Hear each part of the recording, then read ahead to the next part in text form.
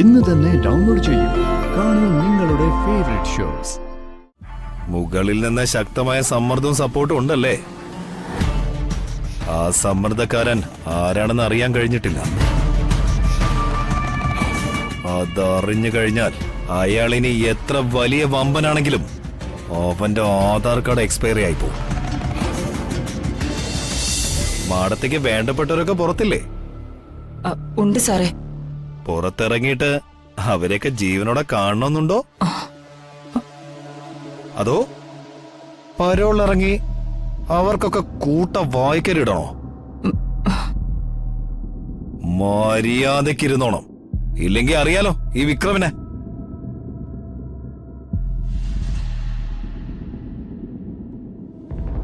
നിങ്ങളുടെ നെറ്റിയതാ മുറിഞ്ഞിരിക്കുന്നെ. ഈ ചോരയ്ക്ക് പിന്നിലും മാടത്തേക്ക് പങ്കുണ്ടെന്ന് അറിയാം. മാടത്തെ ചോരക്കളി നിർത്തിക്കോണം.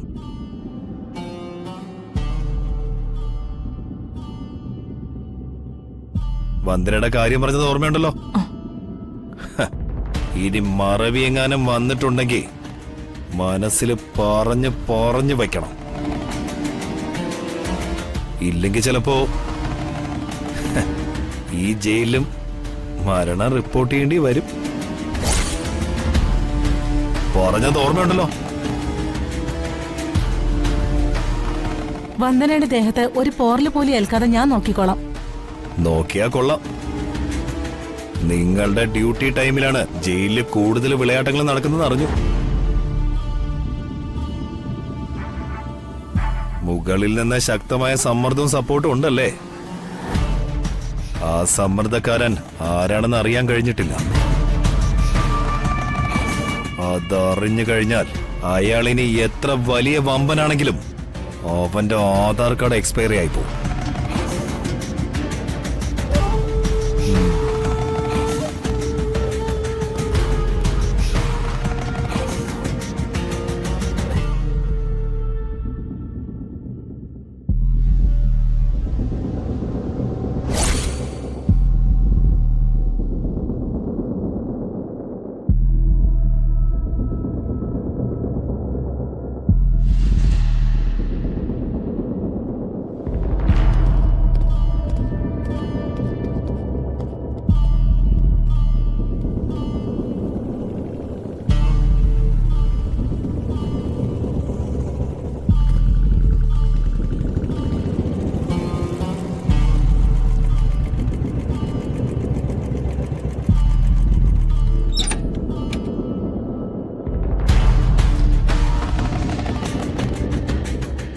അങ്കിളെ, വന്ദനമേ കണ്ടോ?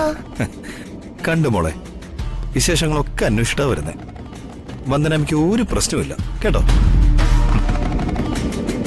നിങ്ങളും കൊണ്ട് വരുന്ന കാര്യം പറഞ്ഞില്ലല്ലോ. വന്ദന ഇതിനകത്ത് കിടക്കുമ്പോ ഒരു മനസ്സമാധാനവുമില്ല. ഇവിടെയുള്ള ചിലരുടെ പെരുമാറ്റം അത്ര ശരിയല്ല. ഇനി വരുമ്പോ ജഗൻ എന്നെ വിളിച്ചാ മതി, ഞാൻ ബന്ധപ്പെട്ടോളാം. വലിയ നിയന്ത്രണമൊന്നും കാണിക്കില്ല. പിന്നെ ജഗൻ പറഞ്ഞത് ശരിയാ. അകത്ത് വന്ദനയ്ക്ക് നേരെ ചില്ലറ ഉപദ്രവങ്ങളൊക്കെ സഹതടവുകാരിൽ നിന്ന് ഉണ്ടാവുന്നുണ്ട്. ഒരുതരം റാഗിങ് പോലുള്ള കാടത്തരങ്ങളാ. പേടിക്കാനൊന്നുമില്ല. അതിനി ഉണ്ടാത്ത തരത്തിൽ ഞാൻ ഇടപെട്ടിട്ടുണ്ട്. വന്ദനയെ ഉപദ്രവിക്കാൻ ശ്രമിച്ചാ കൈ പൊള്ളുമെന്ന് അറിയാവുന്നതുകൊണ്ട് ഇനി ആരും അതിന് ധൈര്യപ്പെടില്ല. അത് മാത്രം കൊണ്ട് കാര്യമില്ല. വന്ദന വിചാരണ തടവുകാരിയാ. ഇവിടെ കിടന്ന് നരകിക്കാൻ വിടാതെ എത്രയും വേഗം ആളിനെ പുറത്തിറക്കണം. ഇത് ബോധപൂർവ്വം ആരോ കെട്ടിച്ചമച്ച കേസാണെന്ന് കോടതിയെ തെളിവ് സഹിതം ബോധ്യപ്പെടുത്തണം. അക്കാര്യത്തിന് ഒരു വക്കീലിനെ കാണാനാ ഞാൻ പോകുന്നത്. ഏതെങ്കിലും ഒരു വക്കീലിനെ കണ്ടിട്ട് യാതൊരു കാര്യമില്ല. ഇത്തരം ജാമ്യമില്ല കേസുകൾ വാദിച്ച് പരിചയമുള്ള ഒരു വക്കീലിനെ വിളിച്ച് ഞാൻ കാര്യങ്ങളെല്ലാം സംസാരിച്ചിട്ടുണ്ട്. വന്ദനെ പുറത്തിറക്കാൻ എന്തെങ്കിലും വഴി കണ്ടെത്താമെന്ന് അയാൾ ഉറപ്പ് നൽകിയിട്ടുണ്ട്. തൽക്കാലം വേറൊരു വക്കീലിനെ നോക്കണ്ട. ഞാൻ പറയുമ്പോ ജഗൻ ചെന്ന് കണ്ടാ മതി. ശരി.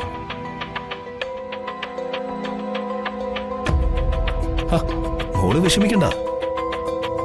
അങ്കിൾ ഉള്ളപ്പോ ദിയമോളുടെ വന്ദനാമ്മയെ ആരും ഒന്നും ചെയ്യാൻ പോകുന്നില്ല. ആരെങ്കിലും വന്ദനാമ്മയെ ഉപദ്രവിച്ചാ വിക്രമങ്ങൾ അവരെ തോക്കെടുത്ത് വെടിവെക്കും. പോരെ?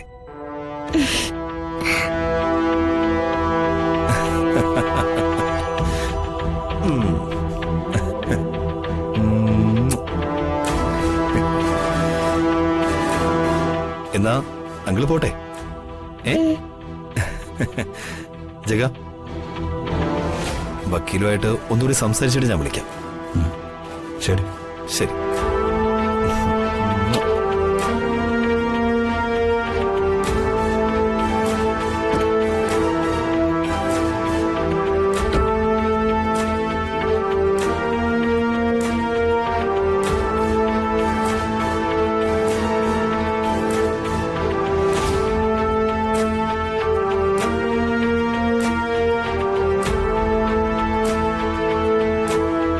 വാ.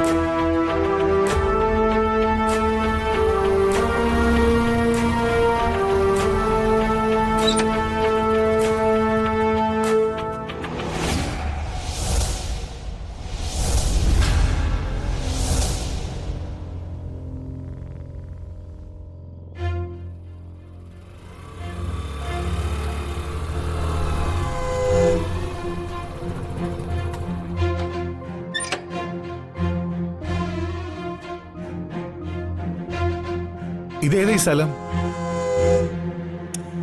ഇതൊരു വർക്ക്ഷോപ്പ് അല്ലേ? എന്തിനാ ഈ രാത്രി എന്നോട് ഇങ്ങോട്ട് വരാൻ പറഞ്ഞത്? കാര്യമുണ്ടടാ. കാര്യമൊക്കെ പിന്നെ പറയാം. എനിക്ക് തരാനുള്ള കാശിന്റെ കാര്യം എന്തായി? സ്വന്തം സഹോദരനെ കണ്ടപ്പോ കാശിന്റെ കാര്യം മാത്രമേ നിനക്ക് ഓർമ്മ വന്നുള്ളൂ? ഏട്ടനെ കണ്ടല്ല അനിയനും പഠിക്കുന്നത്.